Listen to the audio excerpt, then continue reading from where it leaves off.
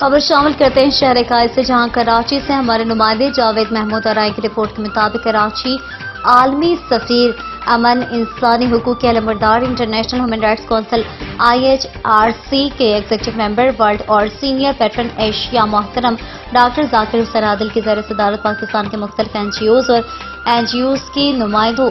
सैयद अतर अली, मोहम्मद याकूब अली जो, सैयद अली अजहर, मुश्ताक जाफरी और दीगर की जानिब से तकरीब मुनक्किद हुई, जिसमें international human rights IHRC media circle Karachi के सीनियर नुमाइंदान आसिफ अकरम, सईद कदीर, शाह जुल्फकार अहमद, जावेद महमूद अराइन, मलिक सिकंदर और दीगर ने खुसूसी शिरकत की। इस मौके पर इज़हार ख्याल करते हुए NGOs के नुमाइंदों ने कहा कि हम लोकल के साथ साथ वफाकी केनोस, साउथ एशिया केनोस, बरआज़म एशिया केनोस और इंटरनेशनल केनोस दायराकार के तहत काम करने की ख्वाहां हैं, जिसके सिलसिले में हम सब चाहेंगे कि मोहतरम डॉक्टर जाकिर हुसैन आदिल हम सब की सरपरस्ती और रहनुमाई फरमाए ताकि हम बड़े केनोस पर काम कर सकें। आखिर में मोहतरम डॉक्टर जाकिर हुसैन आदिल ने सदारती खिताब में कहा कि मेरी हमेशा कोशिश रही है कि मुतालिका एशिया अथॉरिटी के जरिए HR के इंटरनेशनल आर्टिकल नंबर 28 सेक्शन 1 के तहत NGOs रजिस्ट्रेशन को